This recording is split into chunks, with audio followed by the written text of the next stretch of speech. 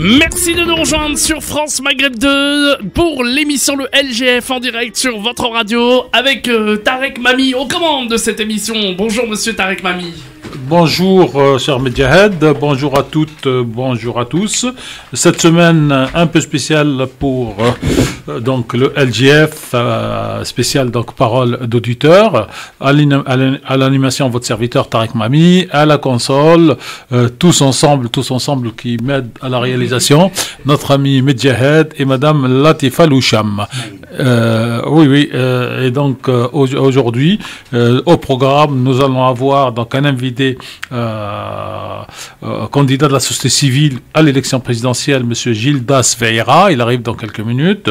Nous allons parler Mali, puisque ça bouge en France et la France va retirer ses soldats des Mali. Nous allons avoir donc normalement notre collègue journaliste, monsieur Pascal Hérault, qui va nous expliquer le pourquoi du comment. Après, nous parlerons des enfants de Syrie qui sont au cœur donc de la montée de tension en Syrie. Et toujours la même question, faut-il rapatrier ces enfants avec la question casse-tête du rapatriement des parents de ces enfants. Nous parlerons aussi de la perspective de l'allègement des passes vaccinales à la mi-mars et du retrait donc du masque. On posera la question, nous poserons tous la question, s'agit-il d'une décision médicale ou d'une décision politique? Et après, on terminera par l'Ukraine. Et aujourd'hui, comme chroniqueur de la radio, Smaïl m'accompagne en attendant mes deux autres invités. Bonjour Smaïl. Bonjour Tarek, comment vas-tu? Vous allez bien? Très très bien. Alors aujourd'hui il fait encore un peu frisqué à Paris, 8 degrés, alors qu'ailleurs, à Marseille et de l'autre côté de la Méditerranée, il fait beau. Et nous allons essayer donc d'avoir au téléphone notre ami, notre collègue Pascal Hérault. S'il répond, on le prend tout de suite. Il est là, il est avec nous, monsieur. Bonjour, cher Pascal. Est-ce que vous m'entendez? Oui, bonjour Tarek. Bonjour Pascal, bienvenue pour la énième fois sur France Maghreb 2. On suit ce que vous écrivez, vous êtes multipiste, je dirais, puisque vous êtes connu pour les éditeurs ou par les auditeurs de France Maghreb 2, vous vous occupez donc du Maghreb, d'Algérie et de l'actualité bien sûr, et dernièrement de l'islam de France. Et là aujourd'hui on vous retrouve avec un article sorti il y a 3 jours sur le Mali, puisque l'actualité cette semaine c'est le Mali et le futur retrait qui sera annoncé ce soir ou demain entre ce soir et demain, parce que ce soir il y a un dîner à l'Elysée, et donc des troupes françaises du Mali pour être prépositionnées autour du Mali. Et vous avez, je dirais, une information intéressante pour les auditeurs de la radio.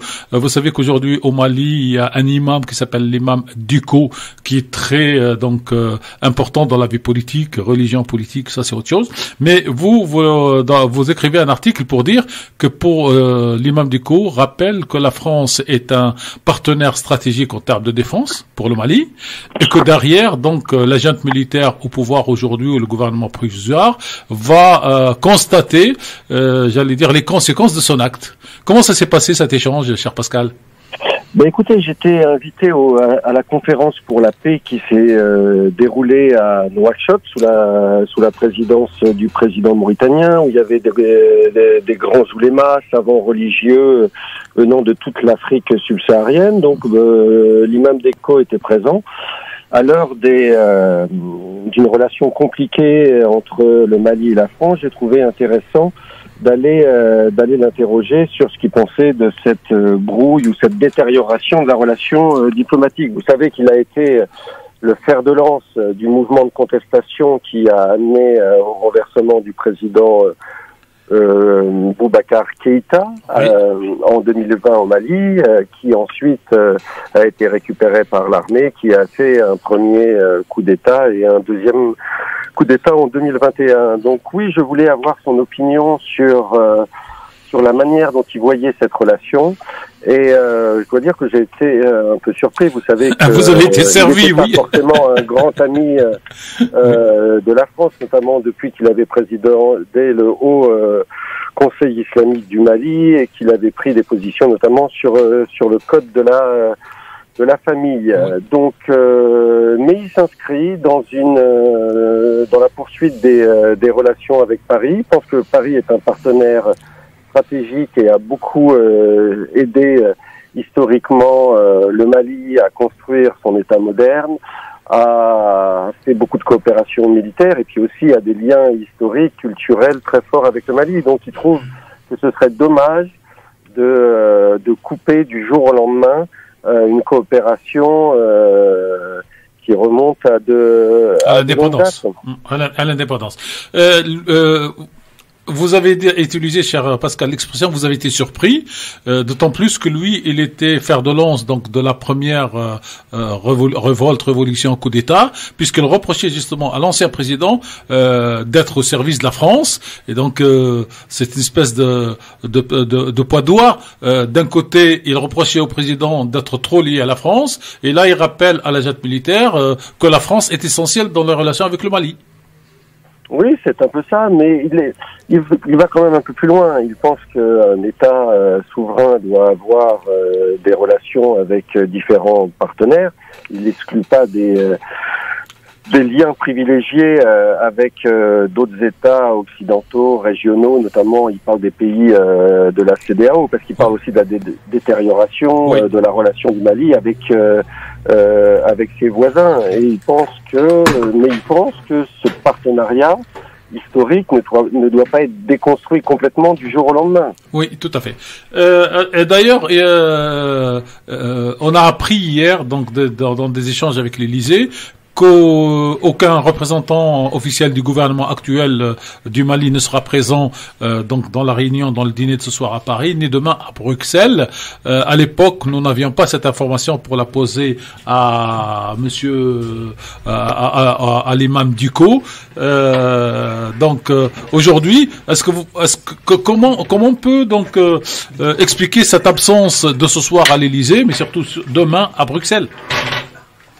Alors, l'Élysée se coordonne avec les pays ouest-africains, les pays de la communauté économique des États de l'Afrique de l'Ouest. Et vous savez que le Mali est actuellement sous sanctions, double sanction, oui.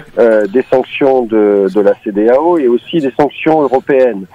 Et vous savez aussi que les États africains dans lesquels se déroulent des coups d'État sont aussi suspendus automatiquement des instances de l'Union africaine.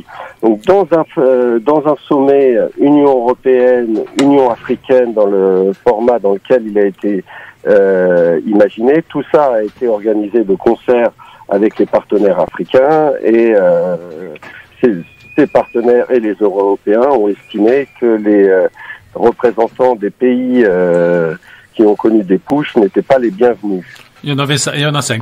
Et quelle a été l'ambiance, donc, pour terminer, je vous remercie, cher Pascal, d'intervenir. À chaque fois qu'il y a un article qui sort un peu de l'ordinaire et qui, malheureusement, pour moi, n'est pas repris par nos collègues, puisque une interview comme celle de Déco est importante, quand même, pour être reprise dans la presse française. Comment s'est passée l'ambiance de ce colloque, de cette réunion des imams subsahariens à Nouakchott?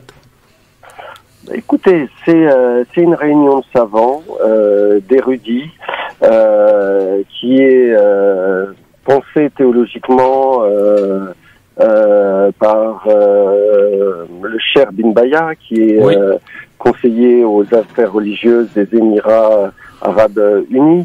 Donc il y a un côté diplomatie religieuse, il y a un côté diplomatie religieuse partagée avec les autorités mauritaniennes et aussi avec des présidents comme Mohamed Bazoum, le président du Niger, qui est venu assurer la clôture de l'événement. Oui. Il y a eu beaucoup de thèmes qui ont été discutés, notamment l'application de la charia dans une république, qu'elle soit islamique ou laïque, les accommodements de l'État avec la religion. C'est toute la question aussi de la religion en tant que spiritualité aussi dans la société. Et on voit bien à travers les différents débats et les échanges entre les participants que la ligne qui prévalait à Nouakchott est celle comme l'a défini le président Bazoum, celle du djihad intérieur, c'est-à-dire que le musulman doit accomplir, doit se pencher sur sa foi, mais ça doit rester dans la sphère privée, et pas forcément aller dans la sphère politique. Alors, en théologie musulmane, on appelle Il ça... ne vous échappe pas aussi Ouais, que vas-y. les Émirats Arabes Unis Oui. qui ont financé cette importante conférence sont aussi depuis très longtemps en opposition avec la ligne des frères musulmans dans la région. Tout à fait. Alors, dans la théologie musulmane, ce djihad est appelé djihad nafs, N-A-F-S. Ça veut dire ça veut dire la lutte contre soi et contre ses pulsions. Et donc, c'est toute la bataille théologique dans l'islam. Oui, effectivement, c'est intéressant que ce soit les Émirats qui, j'allais dire, qui coordonnent ou qui financent ce genre de colloque, parce que sa bataille, elle est aujourd'hui avec les frères musulmans, et c'est une bataille aussi, non pas complètement théologique, mais complètement politique. Une bataille géopolitique. Géopolitique qui veut repousser... régionale, Voilà. une bataille de modèle de société, Voilà. Dans une lequel... bataille de modèle politique aussi. Voilà, le modèle politique qui veut qu'on repousse les démocraties à un minimum dans un pays. Ils interviennent en Tunisie, ils interviennent dans d'autres pays, en Libye, tout ça. En tout cas, merci cher Pascal Hérault. Vous êtes journaliste à l'Opinion, et nous vous lisons donc avec plaisir quand nous trouvons votre nom dans ce journal, parce que c'est un peu toujours éclairant. Vous qui voyagez beaucoup au Maghreb, en Afrique, et qui connaissez ce monde arabo-africano-musulman. Merci beaucoup, Tarek Mami. À très bientôt. Merci encore, À Pascal. très bientôt. Au revoir. Au revoir. Une petite réaction? Oui, peut-être, oui. Oui, allez-y. Un petit mot, tout simplement. Oui. Donc, pour parler de l'imam Dicko, il a quand même une importance capitale au Mali. C'est lui qui, quelque part, fait la pluie, le beau temps. Il ne faut jamais oublier... Sauf que là, apparemment, il a fait ni la pluie, ni le beau temps, parce que les militaires ne lui ont pas demandé son avis quand ils ont expulsé l'ambassadeur de France, et quand ils ont décidé de couper tout court, ce qui oblige la France de retirer ses soldats. Donc, je ne sais pas ce qu'il fait, mais par la... Ça, c'est de bonne guerre, dans cette affaire-là, pas grand-chose. Tout à fait. Donc, il faut pas oublier, enfin pas perdre de vue que cet imam avait en effet contribué un peu à ce renversement, parce qu'il avait appelé ses partisans justement à dénoncer l'ex-pouvoir. Oui. Et donc, c'est lui qui, quelque part, derrière ce putsch, oui, mais on va dire un putsch spirituel. Oui, mais voilà. Il a mené ce putsch en reprochant au président Boubacar à l'époque d'être entre les mains des Français. Absolument. Et il va à Nouakchott dans un colloque géopolitico-stratégico-religieux, théologique, pour dire quasiment le contraire, parce que quand vous lisez, elle est dans le groupe, hein, l'article de Pascal Hérault, quand vous lisez l'interview, en clair, il dit la France a toujours été le partenaire stratégique du Mali, et maintenant, en quelque sorte, la suite de la phrase, c'est qu'ils vont voir le prix qu'ils vont payer à partir des moments où ils changent de partenaire stratégique. Absolument. Ils ne citent pas donc Wagner et la Russie, Absolument. mais c'est sous-entendu. Absolument. Donc, c'est un transfert de pouvoir, en fin de compte. Ouais.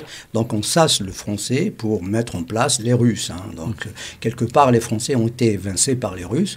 C'est une bataille idéologique, géopolitique. et de repositionnement pour Absolument. passer d'un monde unipolaire Voilà. avec donc les États-Unis à un monde multipolaire. C'est le prolongement de la guerre froide. Voilà, tout simplement. la Chine et la Russie. On va faire la pause de pub et nous recevons donc notre invité du jour, candidat de la société civile pour l'élection présidentielle, M. Gildas Vieira, qui est dans nos studios. Élection, je rappelle aux auditrices et auditeurs que nous pouvons toujours nous inscrire sur les listes électorales jusqu'au 4 mars et que le premier tour aura lieu le 10 avril et que nous poserons la question rituelle.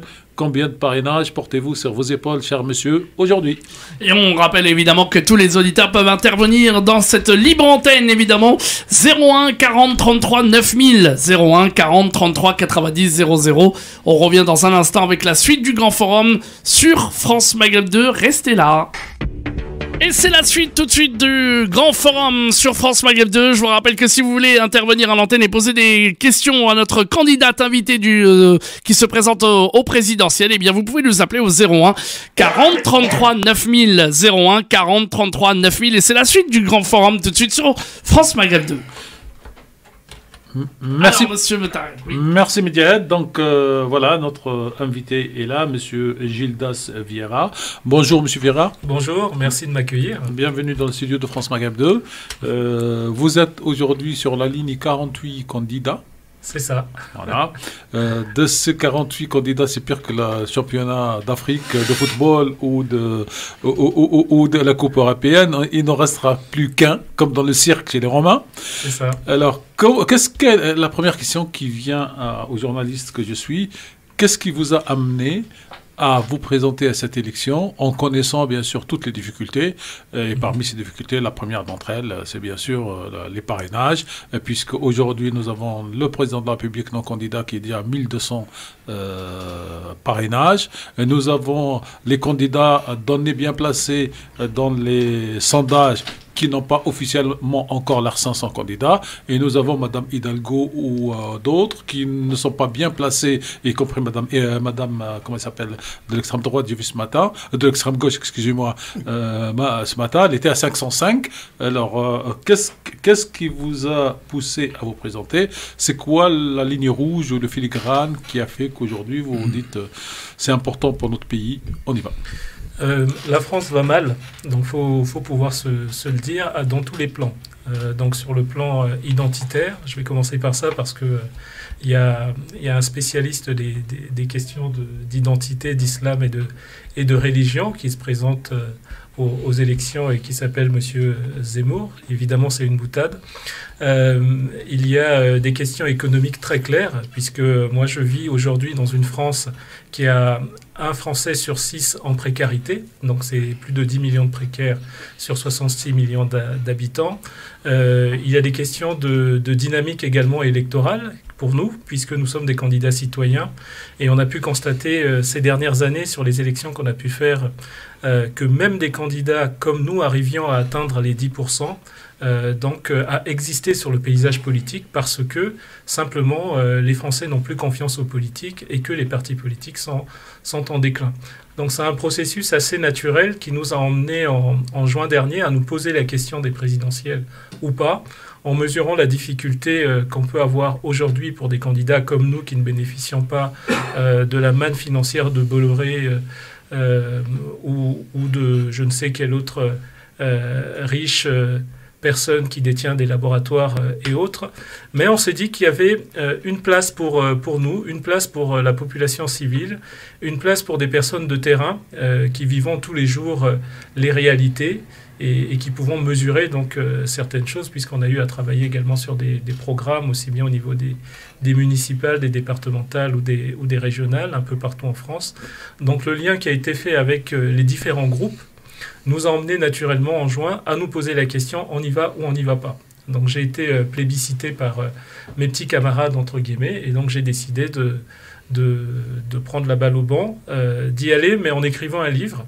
Non pas en y allant simplement pour perdre, entre guillemets, mais pour se dire qu'on a de véritables idées et on a une société à construire demain et qu'il faut qu'on mette les moyens pour pouvoir non seulement exister sur une élection présidentielle, mais en plus jouer les troubles faits. Et sinon, je vous le dis très, très sérieusement, on a pensé gagner. Et donc, on y allait avec de véritables ambitions. Alors, pour cela, vous êtes aujourd'hui entouré par un mouvement et un parti politique, je ne sais pas comment on peut appeler ça. Est-ce que ce mouvement a préexisté à votre candidature ou est-ce que c'est votre candidature qui a amené la création de ce mouvement-parti avant de parler de votre livre? Ouais. Le mouvement existe depuis plus de 4 ans maintenant. Je me suis présenté aux élections sénatoriales il y a 4-5 ans, donc en faisant un score donc avoisinant les 10%, avec les petits copains qui m'entouraient, les petits camarades, comme on dit. On était une vingtaine, on s'est dit non, on doit lancer un mouvement, très clairement, un mouvement citoyen en dehors des partis, sans étiquette, qui aurait pour vocation non seulement à se présenter à des élections, mais à agir sur le terrain en lien avec les différentes associations. Donc que ce soit sur les questions de précarité, de personnes âgées, de lien avec les quartiers prioritaires également, on a toujours été très présents. Voilà, le 31, tous les 31 ou dans des périodes difficiles pour les sans-abri, par exemple, vous nous trouverez sur le terrain. Et puis sur les marchés à défendre, sur des pétitions, etc. On aime bien être dans l'action. Donc on a été dans l'action. Sur les questions de santé également, puisque je suis docteur en santé publique, donc ça me concernait directement. J'ai essayé d'être le plus moteur possible. Et ça nous emmène aujourd'hui à une dynamique claire et présidentielle. Voilà. Et donc, je suppose que, d'abord, on va jeter un coup d'œil à votre livre et à votre programme. Mais quels sont les axes principaux? Je veux dire, quand on va voter le 10 avril, en général, soit qu'on a une image forte du candidat, Complètement. soit qu'on a une connaissance, une proximité avec un parti politique, puisque dans la Constitution, les partis concourent à la démocratie, soit que pendant la campagne, on a écouté une phrase, une proposition qui semble correspondre à notre, j'allais dire, fond intérieur. Alors, vous n'êtes pas le candidat connu, vous n'êtes pas sur les médias mainstream, vous n'appartenez pas à un parti. Donc, quelle est la phrase, la proposition choc que ceux qui vont vous écouter aujourd'hui sur France Maghreb 2, et j'espère sur d'autres médias et dans vos meetings, vont retenir pour dire Gildas, c'est? Gildas, c'est une autre vision de la société, une véritable vision de la société.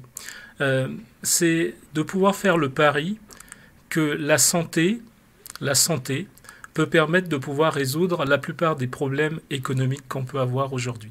C'est replacer l'humain au cœur de nos préoccupations, et que ce ne soit pas un mot galvaudé, on parle souvent d'humain, mais précisément. Et puis, c'est de pouvoir proposer une vision qui nous permettrait de nous dire qu'aujourd'hui, lorsque les personnes ont un certain bien-être, ben finalement, ils sont sur un cercle vertueux qui permet également un bien-être économique de notre société. Je vais vous donner des exemples clairs qui peuvent parler à certains. Aujourd'hui, un Français sur 3 consomme des psychotropes, simplement. Ça veut dire qu'aujourd'hui, si une personne va bien, on le retrouve un peu moins en termes de consommation, on le retrouve un peu moins dans les pharmacies, on le retrouve un peu moins à l'hôpital. Et lorsqu'il vit dans des conditions non précaires, entre guillemets, lorsque ça ne va pas, s'il a des problèmes pulmonaires, par exemple, liés à un habitat insalubre, il se retrouve à l'hôpital et lorsqu'il rentre chez lui, eh bien, il va devoir, par rapport aux problèmes qu'il rencontre, repartir à l'hôpital. Et tout ça, c'est des dépenses de santé, en fait, très clairement. Donc, comment faire comprendre à nos politiques, et donc nous y allons pour ça, que le bien-être des personnes peut constituer un véritable bien-être économique dans une société. Ça a l'air très simple, mais c'est essentiel. Il faut qu'on arrive à l'appréhender pour pouvoir avancer. Il y a eu quelques prémices quand même. Lorsqu'on parle des problématiques de Covid qu'on a connues ces 2 dernières années, on commence à mesurer peut-être que la tarification à l'activité dans nos hôpitaux n'était peut-être pas la bonne règle et que la santé n'a pas de prix, mais parce que économiquement, elle peut avoir un véritable intérêt. Et on a vu avec les dépenses de santé qui ont explosé ces dernières années. Sauf qu'on va vous opposer de l'autre côté de l'échiquier, de l'extrême droite notamment, que tout ça, c'est la faute dans l'ordre, dans le désordre.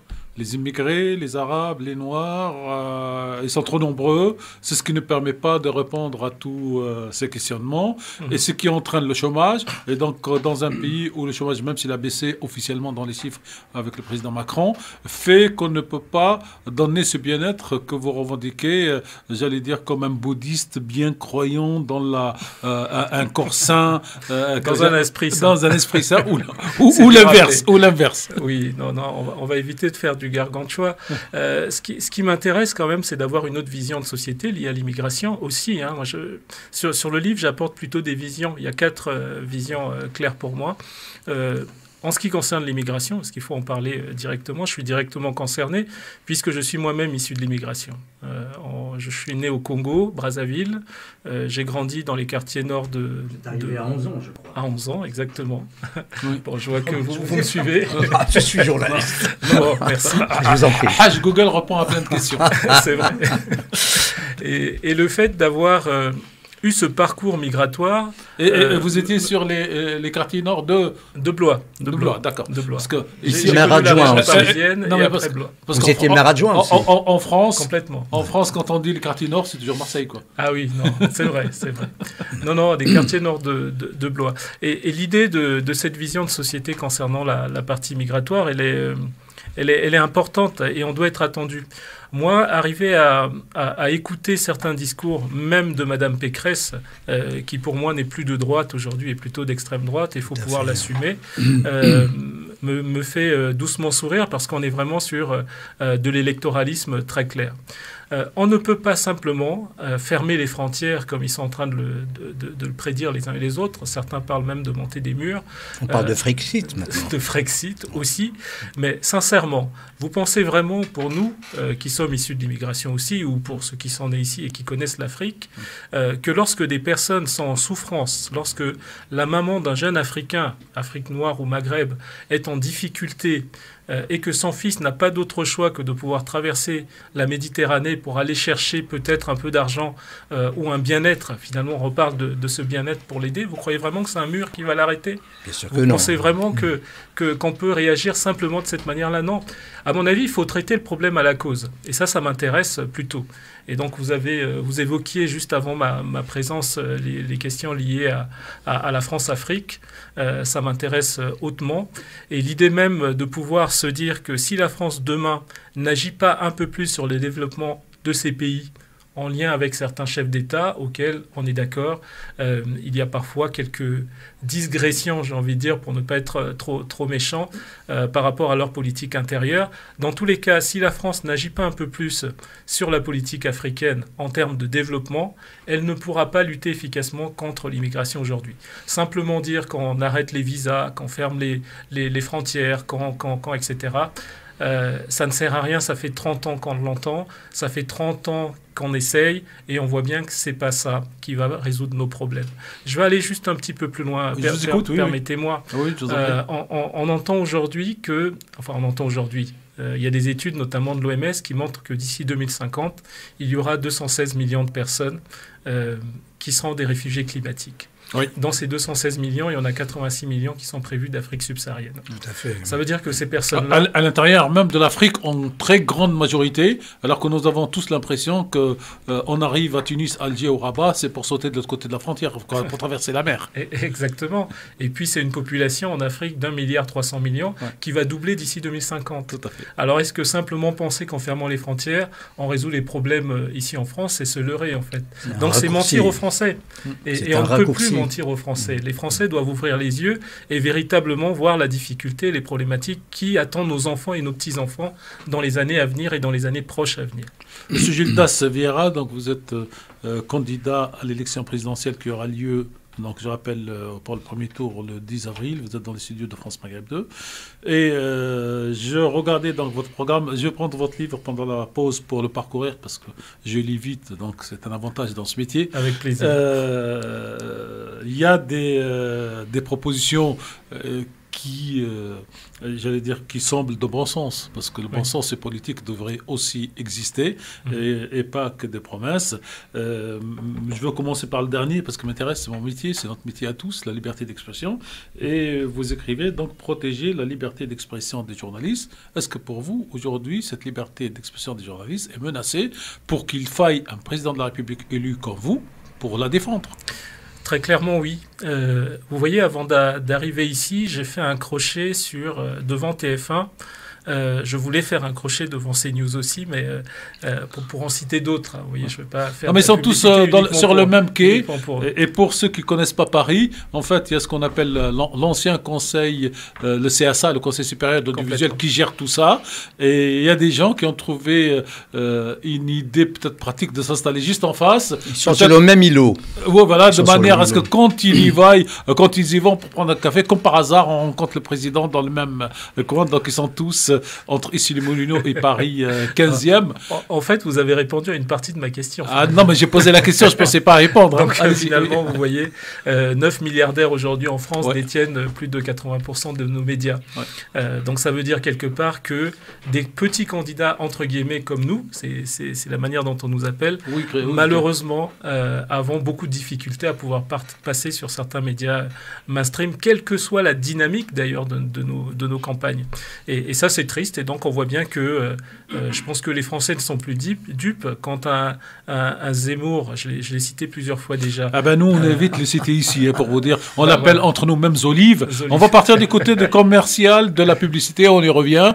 Zolive, parce que c'est la traduction de son nom, de l'arabe, du berbère en français. Okay. Autant que tout le monde sache que c'est Olivier, quoi, en clair. Voilà.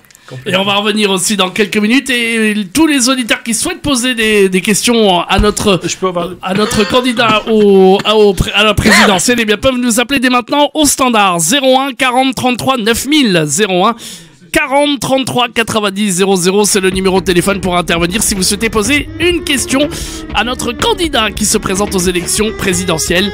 N'oubliez pas, donc 01 40 33 9000. Une petite pause et on revient.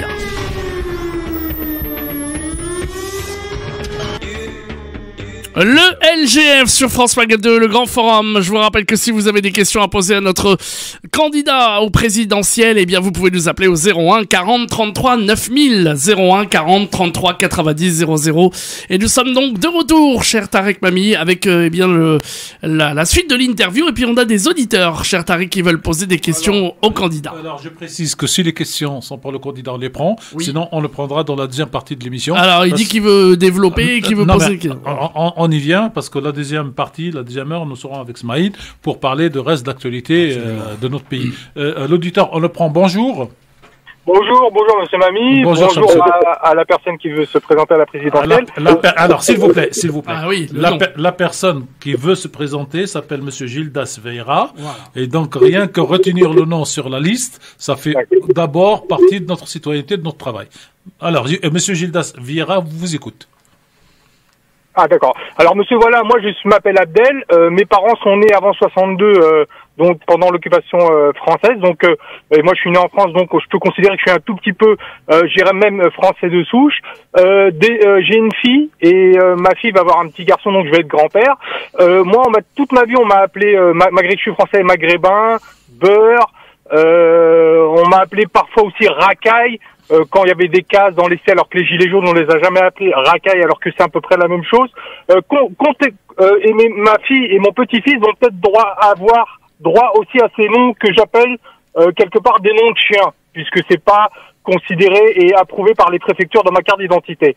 Comptez-vous faire, si vous êtes élu à la présidence, contre ces mots qui sont racistes, tout simplement, alors que je suis français et mes enfants et mon petit garçon sont français aussi depuis 3 générations. Merci, cher auditeur. Merci beaucoup, Abdel. Alors, Monsieur Gildas, à vous. Oui, merci Abdel. C'est juste scandaleux. Si je me présente à la présidence de la République, évidemment, il y a les raisons que je viens d'évoquer, hein, notamment sur un programme étendu à des questions d'immigration, de précarité, d'éducation. Mais il y a aussi une question de génération et de typologie de société qu'on a en France. Moi, je considère aujourd'hui, moi-même, donc vous m'avez pas en image, mais je suis d'origine congolaise, donc noire, et j'estime être un Français à part entière. Et on a une société, malheureusement, malgré les 2e, 3e, 4e générations d'immigrés aujourd'hui, qui a tendance à régresser à mon humble avis, oui. Simplement. Et j'ai des enfants aussi, et je ne tiens pas à ce que la prochaine génération puisse attendre 50, 60, 70 ans pour qu'on puisse respecter à minima une personne comme un être humain, et pas comme une personne issue d'immigration ou d'ailleurs, simplement parce que, comme vous l'avez dit, on est tous français.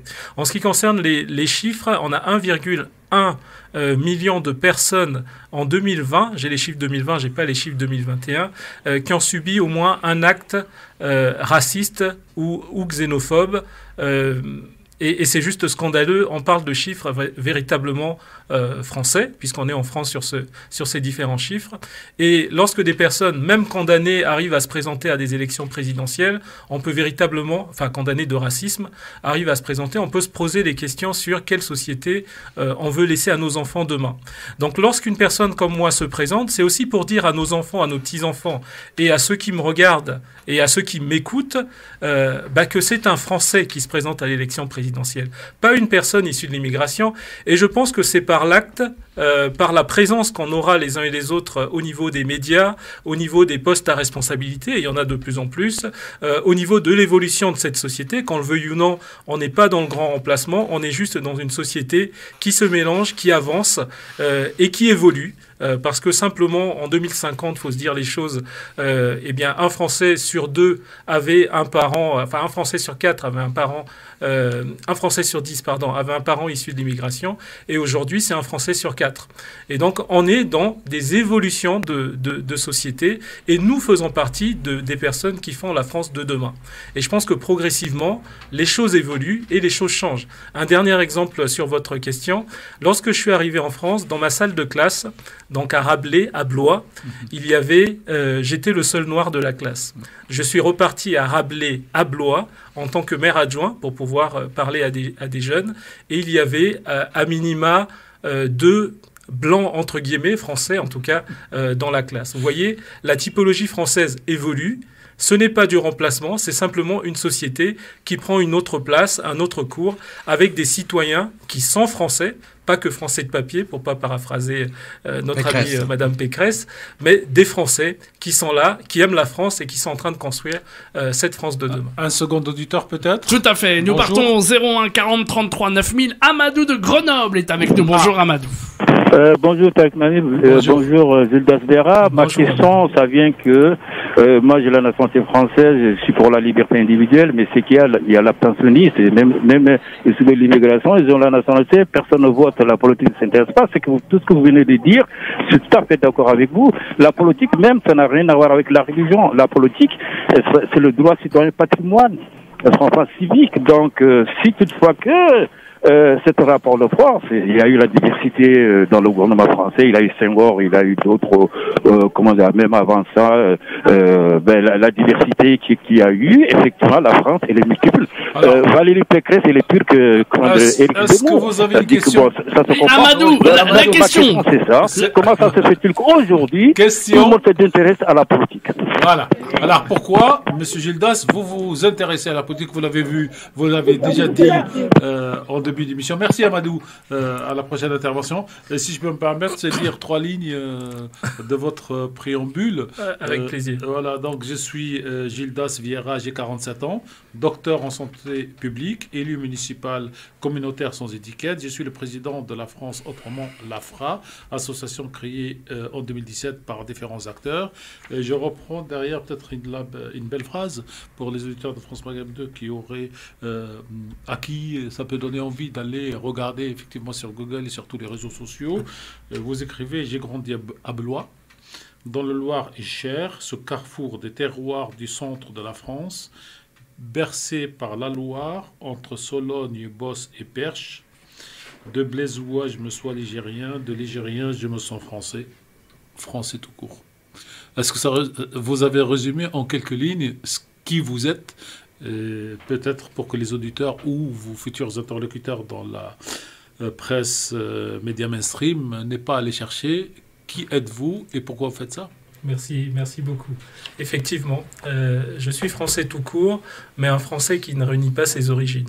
Et ça, c'est extrêmement important également. Moi, je crois en l'intégration, je ne crois pas en l'assimilation. Parce que pour moi, l'assimilation, c'est le rejet de ses origines. Et ça, notre richesse à tous, d'ailleurs pour beaucoup de Français, c'est d'avoir, pour certains, leurs origines. Monsieur Sarkozy, à son époque, a affirmé aussi que ses origines, comme d'autres grands politiques aujourd'hui en France. Pour répondre à la question de notre ami, j'ai eu la chance d'être appelé par un maire un jour pour intégrer son équipe et faire partie de la municipalité. J'ai eu à cœur de lui dire que j'ai été bercé par la vie associative et que la délégation qui me plairait, c'est de pouvoir rendre, parce que c'est certainement dans mes gènes en tout cas, le désir de toujours rendre ce que la vie m'a donné. Et je voulais rendre à la vie associative ce qu'elle m'avait donné, puisqu'elle m'a permis d'être ce que je suis aujourd'hui. J'ai donc eu à œuvrer dans la partie politique et à me rendre compte que ce que je faisais dans la vie associative, je pouvais le faire de manière 2 fois plus rapide en étant à l'intérieur dans la partie politique. Et ça, nos jeunes ne le mesurent pas assez. Donc moi, j'ai envie que tous ces jeunes que je rencontre ça et là puissent s'intéresser à ça. Je vais vous citer, les exemples parlent plus que nos grands mots parce qu'on s'adresse à des populations plurielles et notamment aux plus jeunes.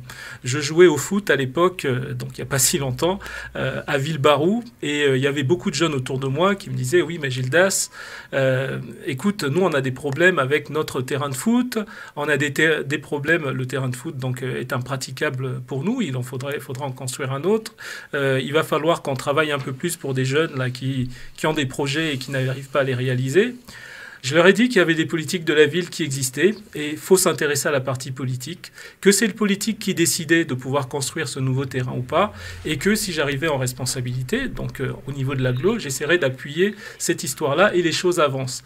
La politique permet à un moment donné une véritable expression de nos jeunes et de pouvoir construire société.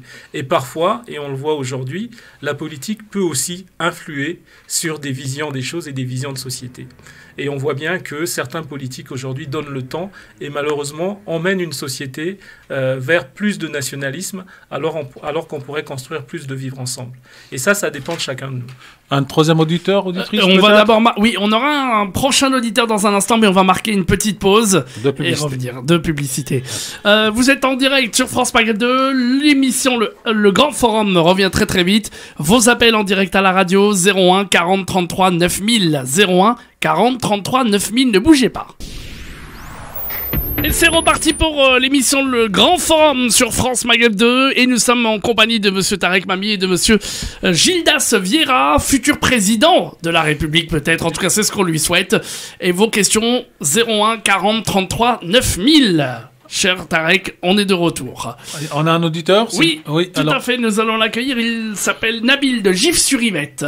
Oui, bonjour à toute l'équipe, bonjour monsieur Vieira. Oui. Bonjour. Voilà, bon moi j'en ai plein des questions mais je vais en poser qu'une seule. Voilà, on remarque, comme vous l'avez dit tout à l'heure, que c'est toujours les mêmes candidats qui sont présentés dans les médias. Oui. Comment allez-vous, monsieur Vieira Gildas, et désolé de le dire ainsi, qui est d'origine étrangère, parce que vous êtes noir, faut pas se mentir, dans un pays comme la France, il y a quand même des vieilles traditions. Cher monsieur, cher auditeur, je vais vous laisser poser la question. Mais là, je crois qu'à force de regarder tout ce qu'on regarde et d'écouter tout ce qu'on écoute, on finit par tout mélanger. La couleur, non mais excusez-moi, monsieur Sarkozy, vous lui aurez pas posé la question, monsieur Sarkozy, vous êtes d'origine étrangère et blanc. Mais c'est pas ça, monsieur. Non, mais... Moi, écoutez, je vais être clair, simple. Moi, je suis d'origine algérienne. Non, mais ça n'a pas... Attendez, je termine juste. Je suis d'origine algérienne. Posez votre question, s'il vous plaît. Voilà, elle est simple, ma question. Ouais. Comment vous, en tant que candidat inconnu, malheureusement, inconnu en tout cas au niveau national, comment allez-vous réussir à vous faire connaître. Vous faire connaître, tout simplement. Moi, il a commencé en venant à France Maghreb 2. C'est déjà un premier pas. Félicitations. Mais non, ma question est très sérieuse parce que votre question est sérieuse. Je vais vous répondre. Très sérieuse même. Je vais vous répondre. C'est extrêmement difficile. Vous l'avez en posant la question, vous l'avez mesuré et beaucoup le mesurent aujourd'hui. Je vais vous dire ce que je fais rapidement depuis 5 mois. En termes de stratégie, on a pris le parti de pouvoir nous diriger d'abord vers l'Afrique. Ça peut paraître étonnant, mais c'était une première porte d'entrée dans les médias qui nous permettait, en tout cas quand j'arrive au Congo, en Guinée, au Sénégal, je suis tout de suite dans les grandes chaînes nationales, donc télévisées et radio, où je peux m'exprimer assez librement et accueilli par des ministres et autres. Donc la candidature d'une personne issue de l'immigration et qui est une candidature française est accueillie de manière très très favorable dans les pays africains. L'idée de cette stratégie, c'était de me permettre après derrière, parce qu'on est très écouté ici par les personnes issues de l'immigration, très clairement les uns et les autres, on regarde les télés qui appartiennent à nos pays d'origine, et donc en arrivant ici, j'ai bénéficié de cette aura-là. Lorsque je suis à Marseille, par exemple en meeting, et que je rentre dans un magasin, les personnes me reconnaissent parce qu'ils m'ont vu à la télé du Congo, du Sénégal, etc., etc. Mais en arrivant ici, j'ai été accueilli par Télé Sud, donc qui m'a proposé une émission de 30 minutes, Vox Africa également, TV Tour au niveau de chez nous, France 3 au niveau régional, mais il est extrêmement difficile pour nous autres, quelle que soit la dynamique ascendante de cette campagne, de pouvoir atteindre une chaîne nationale comme TF1, CNews, etc., etc.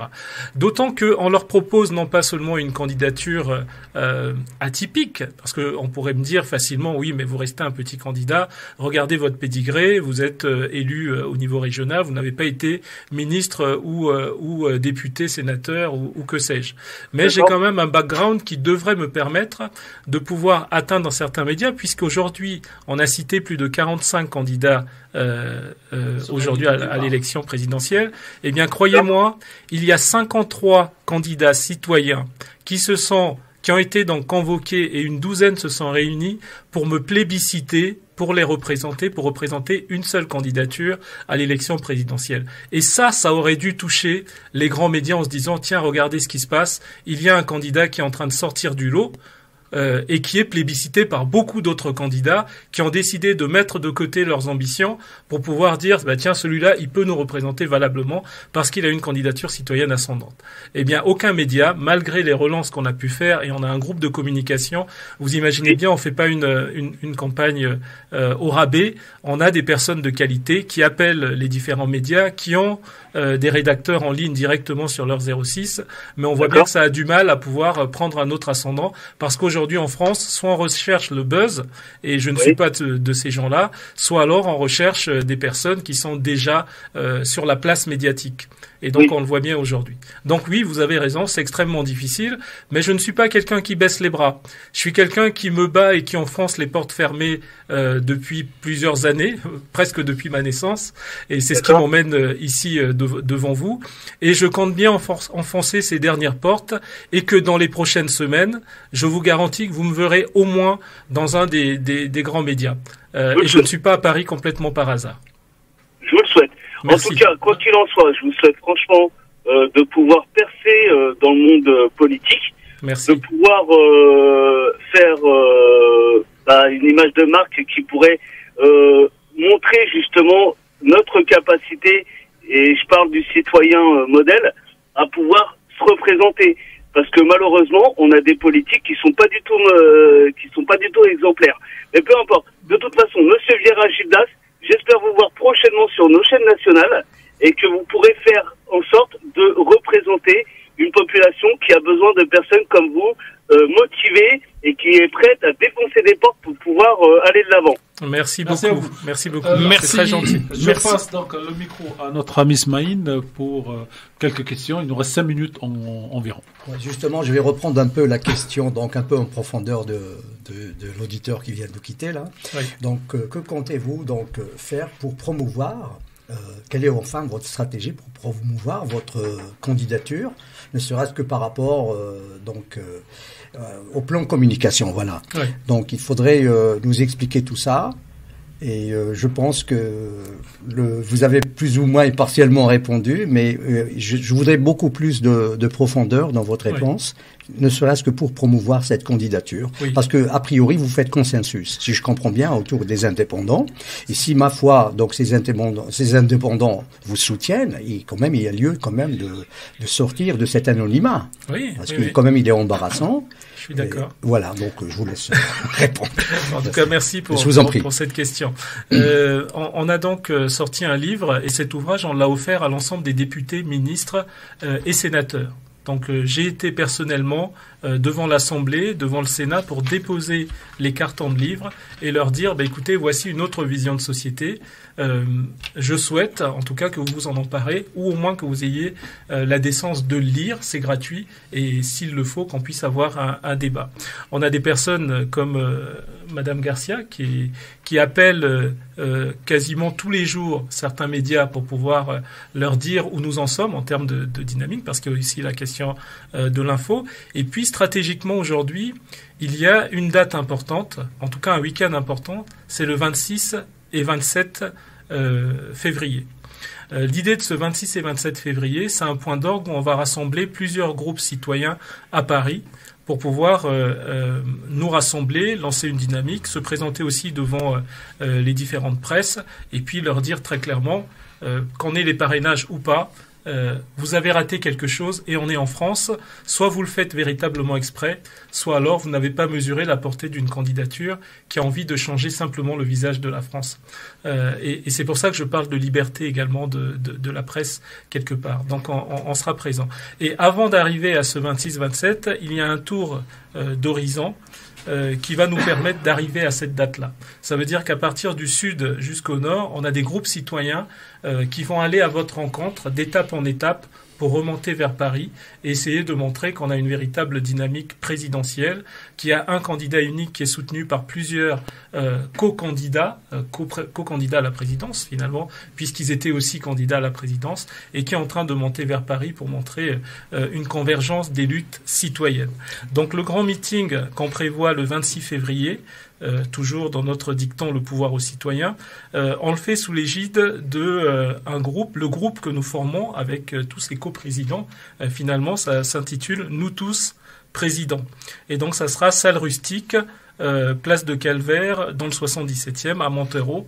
L'idée, c'est que tout le monde puisse converger. Donc, on invite évidemment tout le monde vers cette place. Et on espère que les médias sauront capter une autre dynamique que ce qu'on leur propose jusque-là, avec des débats qui, excusez-moi, vous regardez comme moi cette campagne, des débats assez pauvres, finalement, qu'on retrouve.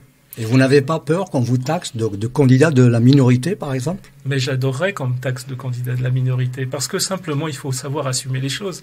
Pour moi, la minorité, c'est pas juste la diversité, c'est aussi la plus grande frange de Français, donc un Français sur 6, je le disais tout à l'heure, qui vit sous le seuil de pauvreté. Et c'est au-delà des couleurs de peau, des divergences, des religions. C'est vraiment une France aujourd'hui qui est en difficulté. Comment voulez-vous qu'on puisse concevoir que la 6e puissance économique mondiale a un Français sur 6 qui vit en dessous d'un minimum de pauvreté? C'est juste pas concevable, mais c'est la réalité que nous vivons aujourd'hui. Donc il y a véritablement un chantier à pouvoir construire sur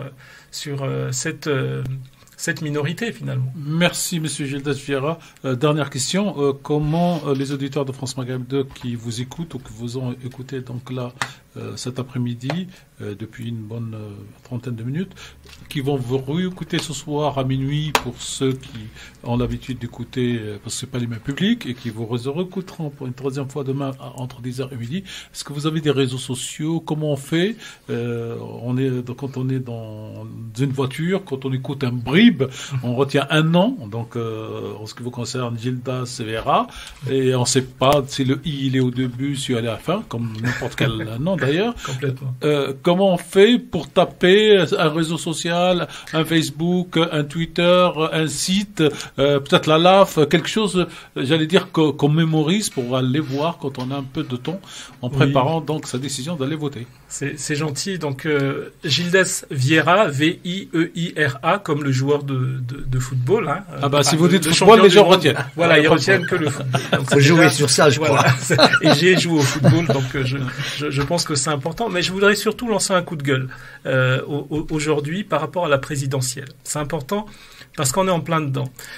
J'ai pu recueillir jusque-là près de 200 promesses de signature. Quand je dis et je salue toutes les personnes de l'équipe qui, depuis le mois de septembre, sont en train de se battre pour les parrainages.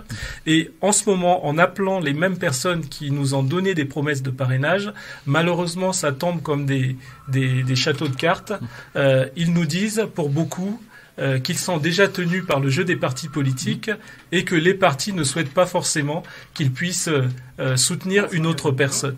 Je trouve que c'est scandaleux pour la démocratie. On a 42 000 personnes potentiellement signataires dans ce pays. C'est ça. Et des candidats, il y en a 48, disons qu'au moins 30 devraient pouvoir obtenir les 500 signatures sans problème. Et donc je lance un appel à... C'est la démocratie des élites, si je comprends bien. C'est la démocratie des élites. Et moi je lance un appel à tous les citoyens qui connaissent des maires au niveau des zones rurales ou même ailleurs. Je parle des zones rurales parce qu'on défend véritablement aujourd'hui les zones rurales. L'idée, c'est qu'on puisse aller vers ces personnes pour leur dire il y a une candidature atypique et la démocratie doit pouvoir exister. On a envie de changer cette France qui est en train d'aller vers un mur, mais on y va quand même, et qui a besoin de pouvoir emmener véritablement une candidature comme la mienne, citoyenne, sans étiquette à la présidence. Je reviens, les sites, l'adresse. Donc le site internet qu'on a, c'est encore le site de La France Autrement. Donc en tapant La France présidentielle. Je vais laisser Marie nous dire. Voilà, non, mais juste pour. Non, on a retenu Vieira, le footballeur. www.lafranceautrement.fr. Voilà, on a Gildas Vieira sur Facebook. Voilà, on a vu. Si je puis me permettre, non, pas pour les auditeurs. Il y avait une auditrice. Il y avait une auditrice qui m'a interpellé à l'instant même et qui disait que vous aviez un programme qu'elle vous a écouté et qu'elle vous encourage parce que et qu'elle a bien noté votre nom et que ça l'a vraiment marqué ce que vous lui proposez. C'est le but de l'émission. Je vous remercie en tout cas. Voilà. Alors un dernier mot pour l'adresse. Je vois que Madame Garcia vous. Oui, elle me donne l'adresse présidentielle qui est parfois un peu compliquée, mais c'est présidentielle.gildasvieira2022.fr. On va faire plus simple. La France autrement. On a La France autrement. Voilà, on a Vieira le footballeur. Mais rajoutez Vieira footballeur Gildas, ça va sortir. Et puis allez faire un tour sur le site. C'est une émission de radio, ça sert aussi à ça, à faire connaître. Merci beaucoup de m'avoir invité. Merci cher Monsieur Gildas et de m'écouter. Merci. Et on vous souhaite bon. Voilà, donc si on a la petite pub classique de 3. Non, on a du temps. On a du temps. Voilà, donc vous pouvez rester avec nous si vous voulez intervenir sur d'autres sujets, si votre emploi du temps n'est pas bouqué. Nous allons parler des enfants français en Syrie. Faut-il la rapatrier, eux, leurs parents ou pas? Nous allons parler... Et vous êtes médecin, que le monsieur Olivier Véran, donc le ministre, prévoit une fin de port du masque en intérieur vers la mi-mars. Et on se pose la question, est-ce une décision médicale ou une décision politique? Et nous parlerons de l'Ukraine. Nous avions parlé au Mali. Donc, on revient à notre sujet. On va commencer peut-être par Olivier Véran, puisque nous avons le docteur avec nous. Alors, Smaïd. Tout à fait. Le ministre, donc, nous annonce qu'on prévoit une fin du port du masque en intérieur. À la mi-mars. À la mi-mars.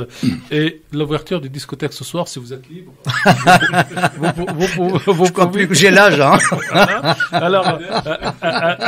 Alors, pour vous, Smaïd, cette décision est-elle médicale parce qu'on voit la régression des virus au Macron? Parce qu'on est en période. Ou est-ce que, parce que vers cette date-là, on sera à 2 week-ends Vous savez, mon cher Mami. Des premiers tours. Mon cher Mami, je ne crois pas au hasard. Ouais. On est dans un calendrier électoral, donc c'est une mesure électoraliste quelque part. Et ma foi, parce que quand on prend une décision de cette ampleur à une période qui coïncide à 15 jours avec du des échéances, en gros. Voilà, tout à fait. Je pense que c'est beaucoup plus stratégique que sanitaire. Donc, je ne pense pas que la crise de l'Omicron ou du Covid soit derrière nous, parce que là, on est un peu dans le flou, donc on ne peut pas statuer dessus. Je pense que M. Rivera présentera les choses mieux que moi, en tant que pour la simple raison qu'il est médecin. Voilà. Alors, pour vous, ce serait... Vous avez suivi dans cette crise en tant que médecin, vous voyez les évolutions Omicron par Micron, et aujourd'hui, donc, plus on s'approche de cette élection, plus les allègements arrivent. J'allais dire, si l'élection était en juillet, peut-être que l'allègement ne viendrait qu'en juin. Donc pour vous, est-ce que ça serait, mais là en tant que citoyen, pas en tant que candidat bien sûr, pour ne pas fausser la règle du jeu de l'émission, en tant que citoyen, ça serait plutôt une décision médicale ou une décision politique? En tant que citoyen, j'ai vécu la même chose dans la période des régionales passées, où on voit bien qu'à l'approche des élections, les mesures s'allègent. Donc les Français ont parfois la mémoire courte, mais c'est exactement la même chose qui s'est produit il y a moins d'1 an. Et donc là, on est en train de vivre exactement la même chose. Il faut quand même mesurer une chose qui m'intéresse, c'est la question des libertés. On a manqué et on manque de plus en plus et cruellement de liberté parce qu'on nous impose les choses et on nous infantilise de plus en plus. Rendez-vous compte qu'on a atteint l'immunité collective il y a quelque temps et il y a moins d'1 mois, on connaissait une période où on avait plus de 400 000 personnes atteintes de quotidienne, COVID, donc quotidienne, alors qu'il y a 1 an et demi, on était plutôt à 20 000. Donc l'augmentation de plus de 20 fois les cas d'il y a 2 ans, alors qu'on est 2 fois vaccinés, devrait nous interroger tous.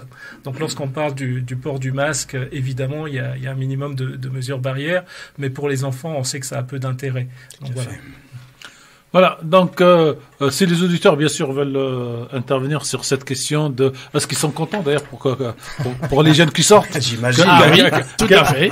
Que les boîtes de nuit ouvrent ce soir et donc samedi là dans 3 jours, dans 2 jours, ça va être la ruade de retour et pour ceux qui veulent après tant de frustration. Voilà, et pour ceux qui veulent aller prendre un café non plus éloigné mais debout au comptoir, ils vont pouvoir le faire à partir d'aujourd'hui. Donc que de bonnes nouvelles pour la citoyenneté quoi. On parle même de supprimer le pass sanitaire. Ouais, alors ça c'est pas encore à l'ordre du jour, on verra peut-être que ça sera fait la veille du premier tour, donc le vendredi après-midi quoi. Rien n'est au hasard. Voilà. En tout cas, vous pouvez nous appeler 01 40 33 9000 pour réagir. 01 40 33 90 00.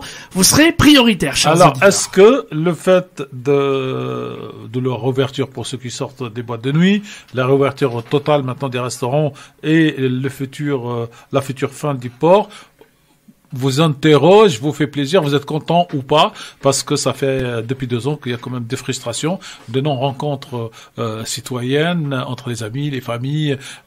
Imaginez que pendant les fêtes, on ne peut pas aller voir ses parents ou ses grands-parents pour ne pas les contaminer ou pour ne pas être contaminé. Une frustration, j'allais dire, sociale très très difficile. Donc c'est aux auditeurs de prendre la parole s'ils veulent sur cette question. Là, on va passer à un sujet beaucoup plus sérieux.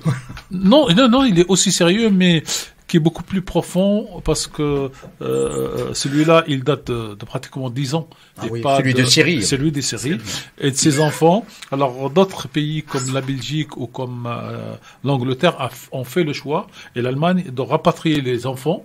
La France fait vraiment des cas par cas, avec une théorie que les terroristes soient jugés là-bas. Il se trouve que les terroristes ne sont pas jugés là-bas, soit qu'ils sont juste emprisonnés, soit qu'ils sont exécutés, et donc justice au sens occidental n'est pas faite. Alors doit-on rapatrier ces enfants, d'autant plus qu'il y a eu plusieurs saisines des tribunaux administratifs français, notamment le Conseil d'État, et que le Conseil d'État a toujours répondu du cas par cas, oui pour celui-là, non pour celui-là. Il y a aussi donc la Convention internationale des droits de l'enfant, qui a justement interpellé la France à diverses occasions pour rapatrier ces enfants, parce que ces enfants, quand même, ils sont pour rien. Il faut dire qu'ils sont victimes. Non, mais beaucoup sont nés là-bas. Absolument. En plus. Mais ils sont quand même d'origine française. C'est des Français avant tout. Ils sont pas d'origine française. Eux, ils ont la chance d'être français directement. Parce que pour eux, on va pas appliquer l'origine. Non, mais j'entends par là parce que les parents, ils sont partis avec l'idée, donc on a vu les photos quand ils déchiraient leur passeport, donc ils avaient quelque part renié leur citoyenneté ou leur origine.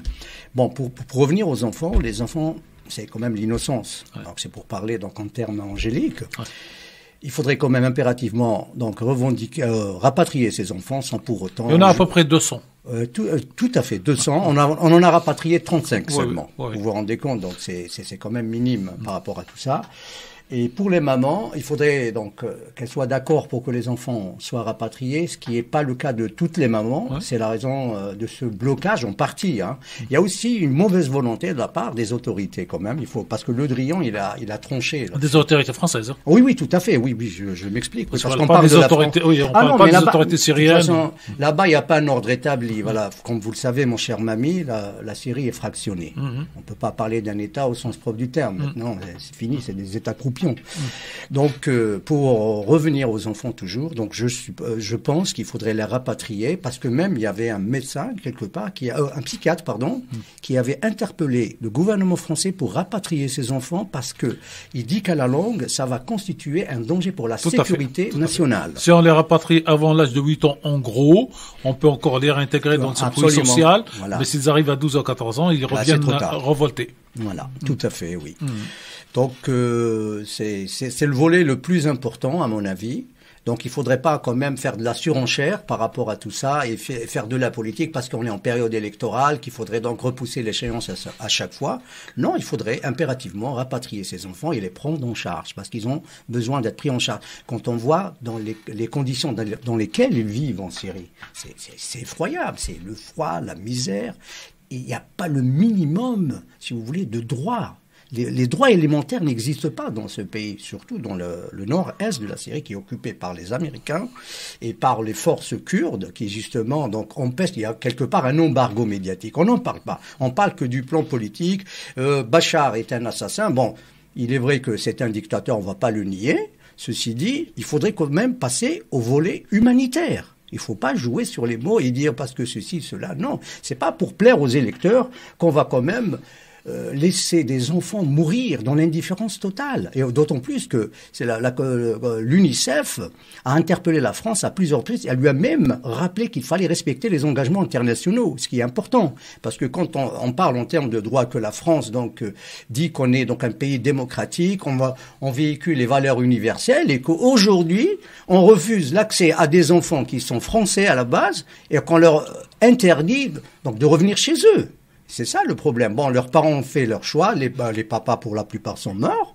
Pour les mamans, elles sont toujours radicalisées, là c'est un autre problème. Mais pour les enfants, il y a des structures quand même aussi en France, c'est quand même un pays quand même assez développé sur ce plan-là, pour prendre en charge cette enfance quand même malheureuse et endiguer ce problème et en finir une fois pour toutes.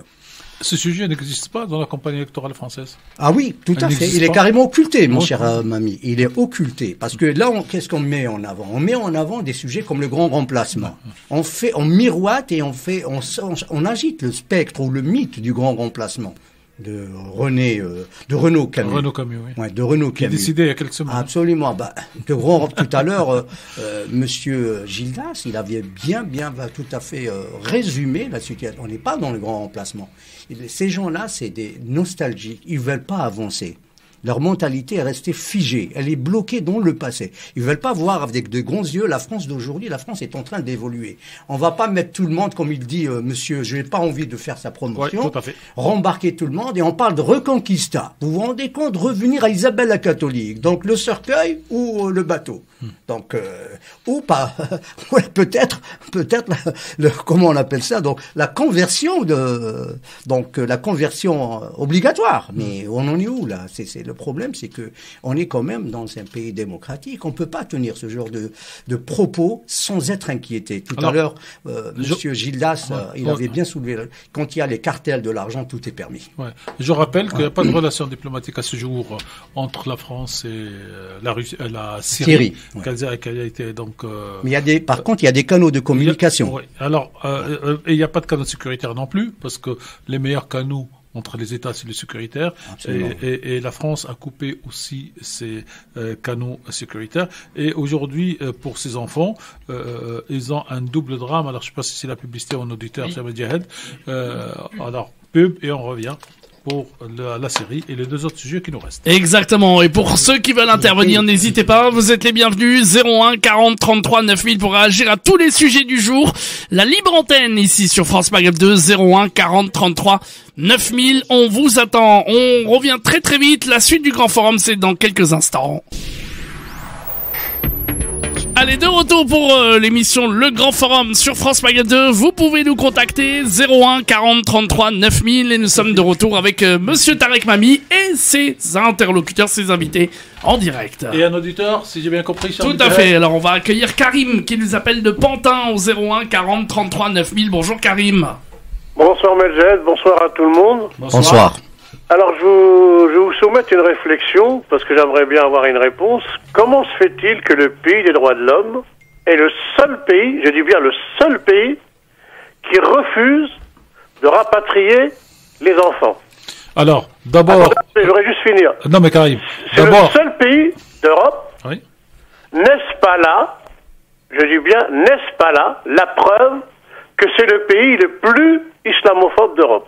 Alors, quand vous posez les questions comme ça, je vous dirais quand nous aurons le ministre des Affaires étrangères, vous poserez la question, parce que c'est pas un journaliste de répondre à votre interrogation. Le journaliste est là pour poser des questions à ses invités, ou à donner donc la parole aux auditeurs pour qu'ils s'interrogent eux-mêmes sur une situation. Et c'est pas ni à Asmaïn ni à moi de prendre position et de dire est le seul pays. Non, c'est pas le seul pays. Il y a eu des batailles juridiques en Belgique pour la question de rapatriement. J'ai pas le retour. Merci. Et donc c'est le tribunal qui est obligé, mais il faut quand même déjà cher Karim, mettre toujours les pieds dans le plat. La France, et c'est le pays de laquelle sont partis le plus grand nombre de terroristes et de contingents. Et donc ni la Belgique, ni l'Allemagne, ni l'Angleterre réunis n'ont 200 enfants à rapatrier. Donc, c'est une question de principe, moi je dis. Oui, oui, tout à fait. Voilà. Donc la question reste posée est-ce qu'il faut rapatrier ces enfants ou pas? Et le problème dépasse les enfants, c'est les parents qui vont avec. Il y a des mamans qui vont comme non, on parle pas de parents là. Hein. Non, mais attendez. Alors, on remet encore la question est-ce qu'une maman va accepter de donner son fils de 6 ans pour qu'il parte en France? Apparemment, oui, elle le réclame à corps et à cri, certaines. Bon, alors, donc c'est pour ça qu'il y a eu des procédures au tribunal, au Conseil d'État, et des fois, donc l'État a autorisé. En tout cas, la question reste posée, et la question, surtout, nous, on regrette que la question ne soit pas, non pas au cœur de l'élection présidentielle, mais présente, et aucun journaliste français sur les médias mainstream ne pose ce genre de questions à un candidat quelconque, qu'il soit grand ou petit ou moyen, et quand vous écoutez, en fait, si vous prenez ce qu'on appelle les sondages inversés, vous faites un sondage sans parler des candidats, vous dites quelles sont les préoccupations des Français, vous allez trouver 1, le pouvoir d'achat, 2, la santé, oui, bien sûr. 3, le chômage, et tout d'un coup, quand vous inversez pour dire que pense M. Zolive, ou Mme Pécresse, ou Mme Marine, ou M. X, vous allez trouver immigration. Sécurité. Et si vous n'avez pas compris islam, oui, mais et si c'est pas assez, on vous rajoute autre chose. Tout ce que vous dites là, on le sait. Nous, quand je dis nous, ceux qui veulent bien s'informer et écouter, on est au courant de tout ça. Tout à fait. Mais quand vous constatez, monsieur Mamie, on le dit, et c'est aux politiques de changer, c'est aux candidats comme on a reçu. Oui, mais attendez, vous m'entendez ou pas? Je vous entends très bien, cher monsieur. Alors, je vais vous donner un exemple tout simple, qui va répondre à votre question. Il y a 500 000 Arméniens en France. On a été dragués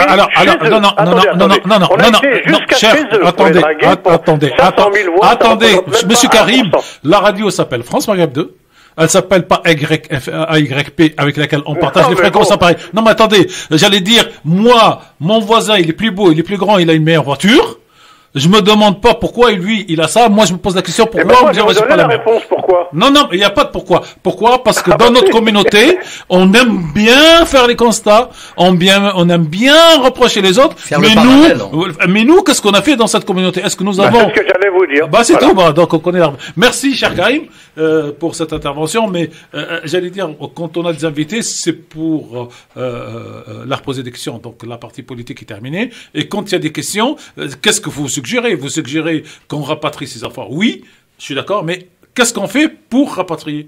Est-ce qu'on constitue un comité, vous, Karim, Ali de tout à l'heure, pour monter une association, pour aller manifester devant le Conseil d'État? Qu'est-ce qu'on fait? Parce que le constat, nous le faisons tous les jours. Voilà.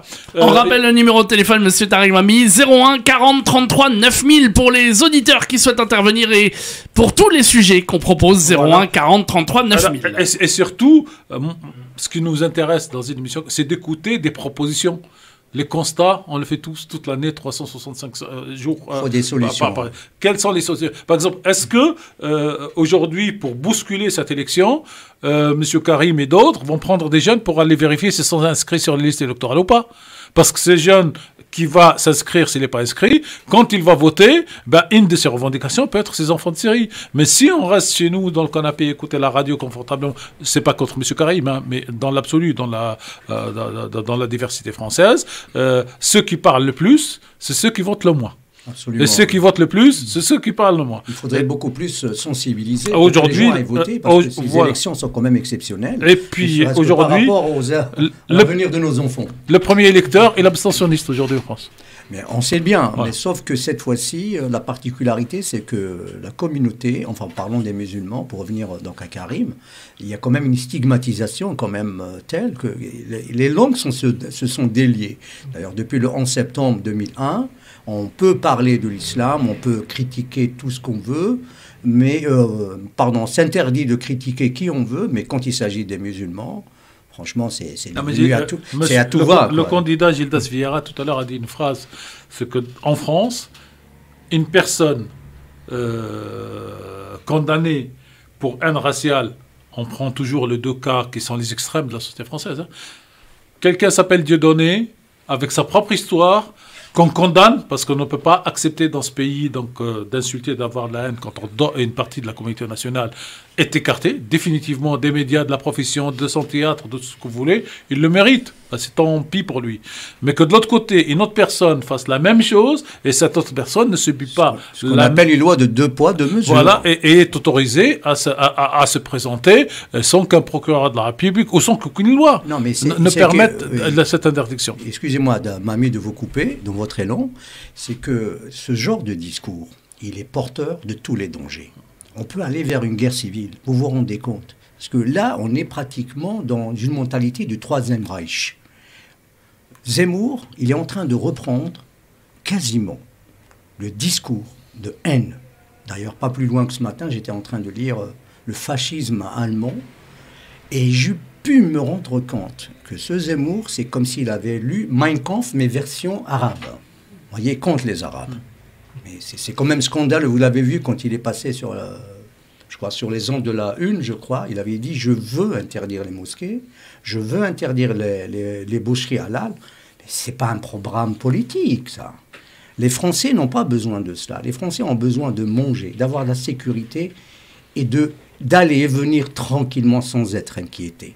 Le terrorisme est une réalité, certes, mais ce n'est pas tous les musulmans qui sont potentiellement terroristes. Alors qu'est-ce qu'on fait? On pousse les jeunes à aller s'inscrire? Comment on fait? Absolument, monsieur Tarek. C'est la raison, d'ailleurs, moi j'en fais si vous voulez, mon cheval de bataille.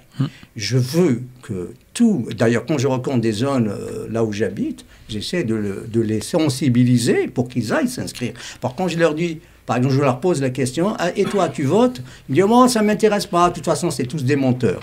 Après, je lui dis non, je lui explique, je prends un peu de temps pour lui expliquer, pour sensibiliser. Ben, il y en a sur qui ça marche, mais malheureusement, sur d'autres, il faudrait peut-être faire plus, quoi. Alors, je rappelle qu'on peut encore s'inscrire par Internet jusqu'au 2 mars, et physiquement dans les mairies jusqu'au 4 mars, et que c'est une nouvelle loi qui date de 2019 qui permet non plus d'arrêter, de bloquer les inscriptions sur les listes électorales le 31 décembre de l'année, mais à 5 semaines en gros avant le premier tour. Et donc nous avons encore, pour ceux qui, Karim, Ali et tout à l'heure donc l'auditrice, incité dans son environnement ces inscriptions sur les listes électorales, parce que comme dit le slogan de François Maghreb II emprunté à Abdelmalek Sayad, c'est exister politiquement.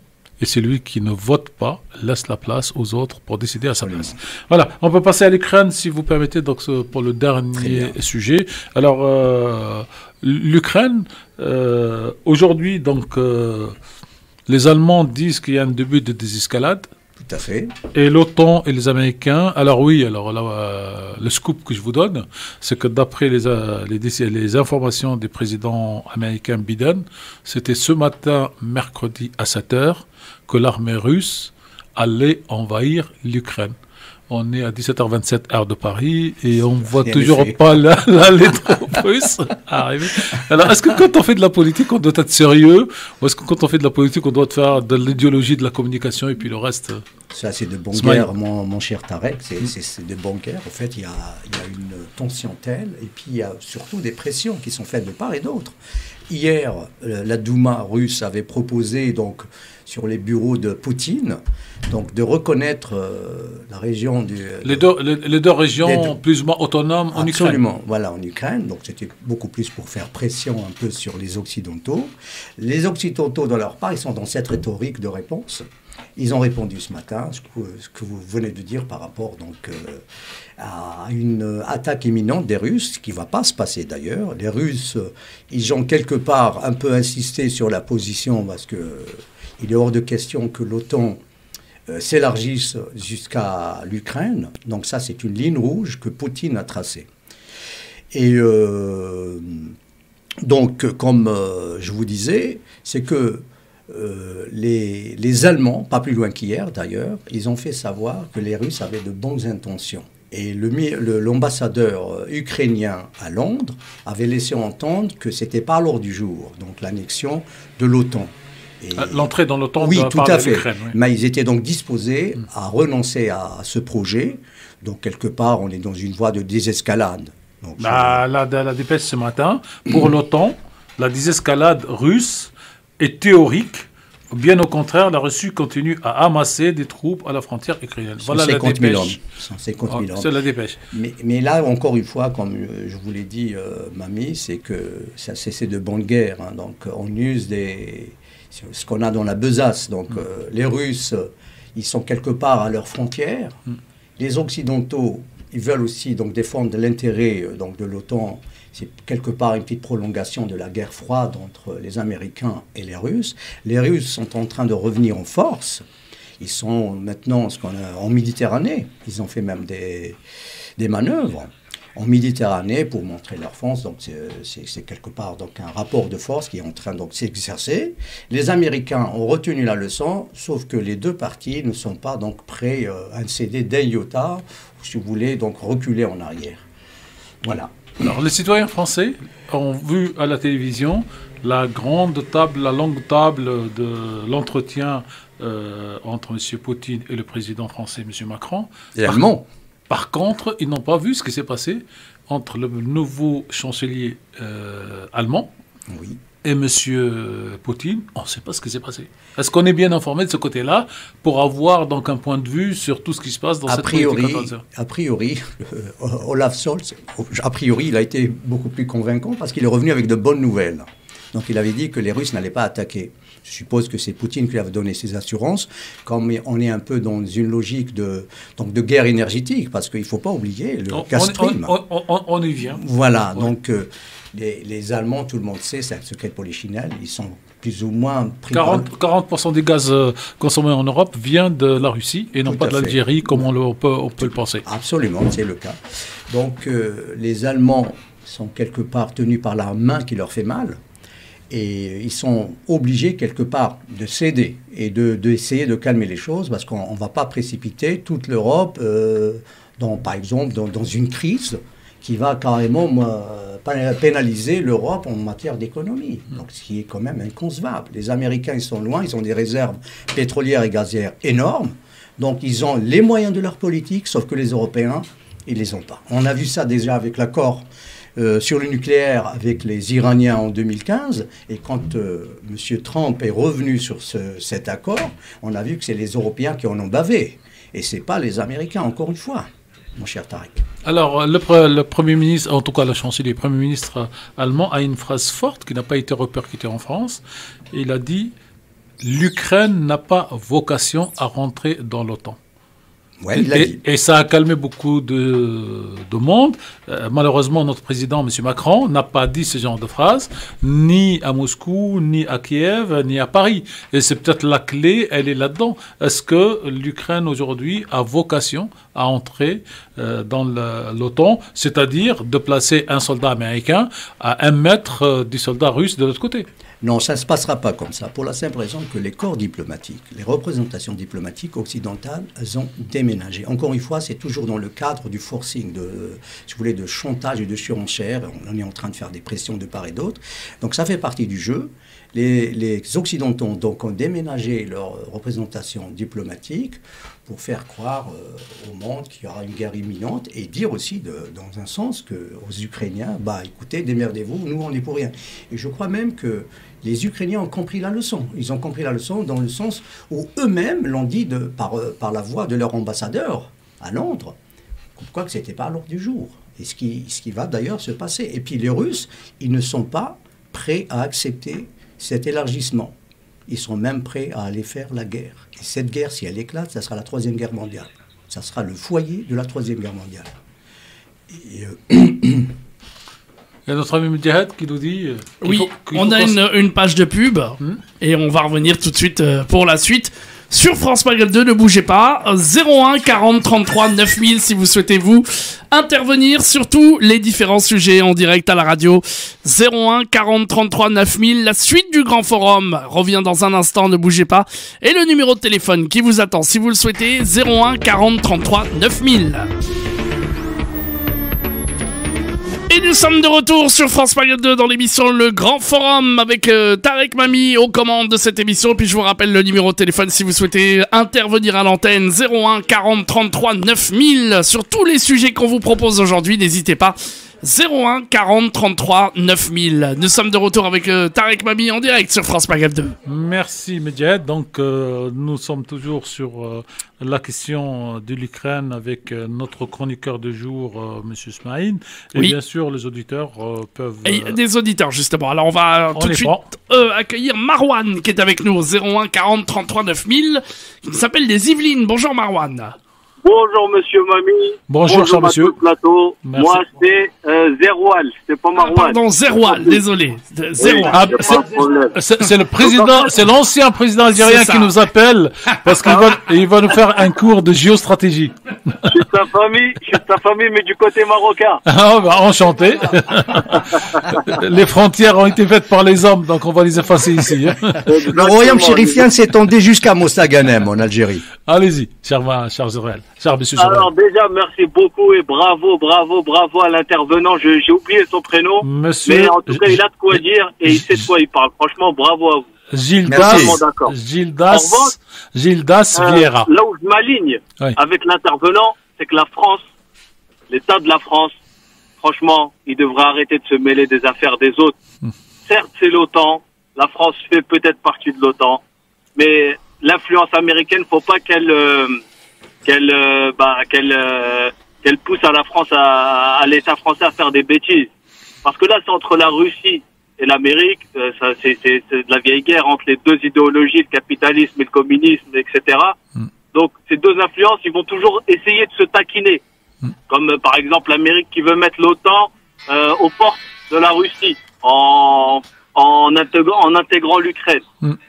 Donc, moi, je pense que c'est pas bon que la France ou que les autres pays suivent l'Amérique sur ce coup-là, parce que ça peut vraiment mener, moi je le pense, à la Troisième Guerre mondiale. Et Albert Einstein nous a laissé une dernière phrase avant de mourir. Il a dit que s'il y avait une Troisième Guerre mondiale qui éclatait, l'homme il retournera à l'âge de pierre et du bâton. Et c'est vraiment pas ce qu'il nous faut. Nous on veut de l'emploi, on veut que la France vraiment se mêle de ses affaires, en créant des bassins d'emploi pour que nous, les jeunes, même les vieux, seniors, ou plus jeunes, puissent se former facilement, travailler, contribuer à l'évolution positive du PIB, et voilà, qu'on vive serein, en paix, avec tout le monde. Et voilà, donc c'était ce que je voulais dire, et merci encore pour le contenu que vous partagez. Moi, tout le temps, je vous écoute quand je suis au retour du travail. Donc merci encore et voilà. Merci cher Monsieur Zeroual, donc on a bien retenu le nom. Et notre invité c'était Monsieur Gildas Vieira, candidat à l'élection présidentielle, et il a un site, donc faut voir. Et nous avions reçu d'ailleurs lundi un autre candidat de la société civile, c'était Monsieur Mourad Al-Hattab. Et donc en fait aujourd'hui il y a 48 personnes qui se présentent à cette élection présidentielle. Bien sûr il en restera une petite dizaine, mais il y a 48 qui ont des choses à dire dans ce pays. Merci Monsieur Zeroual. À bientôt Monsieur Zeroual. À bientôt. Alors vous pouvez nous appeler 01 40 33 9000 si vous souhaitez intervenir, évidemment. Alors en fait, est-ce qu'on peut avoir une lecture énergétique? Vous avez commencé à le faire, Monsieur Smaïn. En réalité, quand le projet, donc le gazoduc qui allait, Gazstream qui allait donc alimenter principalement l'Allemagne, a été mis en construction, les Américains n'avaient pas encore pris la décision de l'utilisation du gaz de schiste. Oui, tout à fait. Et 1 ou 2 ans après donc cette mise en place des négociations sur le gazoduc russo, il y a un auditeur, cher Mediahead, on le prend. Oui, tout à fait. Fatah de Provins au 01 40 33 9000. Bonjour, Fatah. Alors, Fatah, vous êtes à l'antenne. Bienvenue. Bonjour, Monsieur Fatah. Bonjour tout le monde. Bonjour. Bonjour. Si je peux me permettre, moi je souhaitais rebondir sur cette idée de Troisième Guerre mondiale, parce que ça on l'entend de plus en plus dernièrement avec ce conflit. On vous écoute, oui. Je fais partie des gens qui ne pensent pas que déjà d'une part ce conflit puisse amener à une Troisième Guerre mondiale, et je suis pas certain que aujourd'hui une Troisième Guerre mondiale puisse se dessiner telle qu'on a pu connaître sur la Deuxième ou la Première. Il y a déjà, à mon humble avis, il y a déjà eu la guerre mondiale, la troisième guerre mondiale a déjà eu lieu, économiquement, sur le plan stratégie, communication, déstabilisation. Je pense que la guerre, elle a lieu tous les jours dans ce domaine.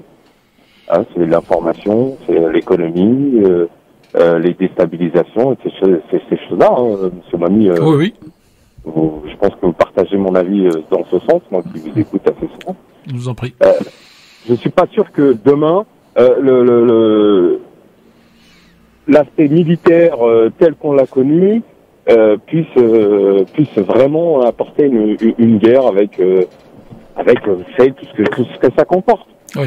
Alors d'habitude, on dit que la guerre est la continuation de la politique par d'autres moyens. Aujourd'hui, vous avez raison. En tout cas, moi, ce que je pense comme vous, c'est qu'aujourd'hui, la politique est la continuation de la guerre larvée par d'autres moyens. Donc, pour moi, il y aura pas de guerre entre les Russes et parce que dans une guerre entre la Russie et les États-Unis, il n'y a pas de gagnant là-dedans, parce que c'est lui qui va utiliser le premier l'arme nucléaire. L'autre, les deux pays ont des armes nucléaires disséminées tout autant dans leur territoire. Aucun de ces deux pays aujourd'hui n'a les moyens de détruire la totalité des installations nucléaires de l'autre pays de manière à ce que l'autre pays ne puisse pas réagir. Donc on n'ira pas jusque là, mais c'est la couverture de plusieurs batailles et peut-être même, je pose la question à Ismaïl, peut-être même que la vraie question en fait, c'est la difficulté de passer d'un monde qui était dans une guerre civile avec deux blocs, le bloc soviétique et le bloc américain, à une petite partie de l'histoire où il y avait un monobloc impérialiste américain, et au passage aujourd'hui de ce qu'on appelle le multipolaire, c'est-à-dire que on a au moins le bloc russe, le bloc chinois et le bloc non mais d'abord le chinois, le russe, l'américain, plus de l'autre côté l'iranien, plus un peu l'Afrique du Sud, on a les pays de BRICS. Et donc peut-être que c'est cette partie-là. Peut-être que nous sommes en train de regarder évoluer sous nos yeux, et nous avons, moi je le dis toujours, nous avons la chance de vivre dans une période d'analyse pour un journaliste, pour un homme politique extraordinaire, parce qu'on est passé du bloc du monde avec deux blocs à une multitude d'actualités. Nous avons assisté quand même à la chute du Shah d'Iran, nous avons assisté à la chute du mur de Berlin, nous avons assisté aux chutes ou au changement de régime en Tunisie, en Libye, en Égypte, même si on est pour ou contre ce secondaire. Donc nous voyons ce qui se passe au Venezuela, et donc peut-être que c'est ce passage du monde unipolaire à un monde multipolaire qui nous pose question. Absolument. Oui. Monsieur Smaïl. Oui, pardon, mon cher auditeur. La question m'est adressée. Au fait, pour revenir à votre question tout à l'heure, ou plutôt à votre clarification, vous avez parlé de guerre mondiale qui a déjà commencé. Vous avez parlé sur le plan donc économique, communicationnel et tout ce qui suit. La particularité des guerres mondiales, c'est quoi, mon cher auditeur? C'est que... D'ailleurs, c'est un terme qu'il faut, parce que c'est des guerres entre occidentaux. Absolument. Et on nous la ramène en mondial, parce que quand il y avait la guerre entre les Européens, voilà, en clair, les Français, les Allemands d'abord, plus les Anglais, plus les Américains, en quoi ça concernait l'Ouganda? Absolument. C'est bien. Voilà, en quoi ça concernait la Chine? Déjà, bon, oui, c'est sinon par capillarité. Mais la force de la communication occidentale, c'est qu'on nous vend en guerre mondiale une guerre comme la guerre de 100 ans. C'est comme si aujourd'hui on nous disait que la guerre de 100 ans entre l'Angleterre et la France, c'était la guerre mondiale, alors que c'est pas le cas. C'est tout à fait juste, mon cher Mami, c'est tout à fait juste. Sauf que la particularité actuelle, c'est qu'il y a des conflits qui métastasent un peu partout, que ce soit donc du côté de l'Oural ou que ce soit du côté donc oriental, parlons du Moyen-Orient. Et pour revenir justement à la question, enfin à l'explication de l'auditeur, c'est que aujourd'hui nous avons donc affaire à un conflit d'axes, ce qui a été pendant la Deuxième Guerre mondiale. C'était la guerre des axes. Il y avait les Japonais, les Allemands et Mussolini, enfin les Italiens fascistes d'un côté, et vous aviez donc l'Angleterre, la France et tout ce qui suit, donc du côté occidental. Aujourd'hui, nous avons toujours cet Occident qui essaye de s'imposer donc comme force libératrice et comme donc un phare civilisationnel au reste du monde. Et vous avez de l'autre des forces émergentes, dont la Chine, la Russie et dans une moindre mesure l'Iran. Et c'est justement ces axes-là qui sont en train donc de faire une démonstration de force, que ça soit sur le plan, c'est très bien tout à l'heure d'avoir insisté sur le plan économique. Sur le plan économique, c'est en train de s'opérer. Pardon. Donc, c'est en train de s'opérer, et c'est donc ma crainte, ou plutôt la crainte des observateurs aujourd'hui, c'est que on peut aller vers une troisième guerre mondiale, ne serait-ce que par rapport à cette volonté de contrôler le monde. Parce que les Occidentaux, quelque part, ils sont en train de voir que le pouvoir est en train d'échapper à leurs mains. C'est du sable qui s'effrite. Absolument. Publicité, je suis désolé. Une pause donc de publicité et on revient. Merci à vous, monsieur, en tout cas, d'être intervenu à l'antenne. Dommage, j'avais encore des choses. Non, mais on peut vous reprendre si vous avez encore une phrase à rajouter après la pub, s'il vous plaît. Parce que j'ai un droit de réponse. Eh ben, ne quittez pas. On va revenir dans un instant, et puis les autres auditeurs aussi pourront nous appeler. C'est la suite et fin du Grand Forum dans un instant. 01 40 33 9000. Ne bougez pas, le Grand Forum revient dans un instant. Allez, nous sommes de retour dans l'émission Le Grand Forum, suite et fin de l'émission avec Tarek Mami et ses chroniqueurs en direct. Et puis nous avons l'auditeur. On va pas le frustrer, donc Monsieur Zeroual, sinon il va sinon il va appeler le cousin. Alors Monsieur Zeroual, vous voulez ajouter un petit mot sur ce que dit Monsieur Ismaïl? C'est pas Monsieur Zeroual, c'est Fatah. Ah oui, Fatah, c'est Fatah. Ah oui, excusez-moi. C'est comme le président, il y en a un qui s'en va et l'autre qui le remplace. Hein. Donc le président Fatah. Il n'y a pas de problème, si vous voulez, je peux m'appeler M. Zerwal. Oui, voilà. Non, ce que je voulais dire, pourquoi je voulais pas partir frustré, parce que je voulais simplement ajouter une chose, c'est qu'aujourd'hui, pourquoi je dis que la troisième guerre mondiale a déjà eu lieu et on est en plein dedans, c'est qu'aujourd'hui, l'indicateur, c'est quoi? C'est les coûts d'énergie qui augmentent. Tout à fait. C'est une guerre d'information. À la fois l'aspect économique et les canaux d'information sont liés, sont totalement liés, puisque d'un côté on a besoin d'énergie pour informer et on a besoin d'information pour générer du flux, si je puis dire entre guillemets, qui va apporter du financier de l'autre côté. J'entends par là. Je vais m'expliquer. Ouais. D'un côté, on a des puissances qui sont à la recherche de contrôler les autres par l'énergie. Tantôt c'est le gaz, le gaz. Tantôt c'est l'aspect pétrolier qui est en déclin ou pas en déclin, ça c'est un autre débat.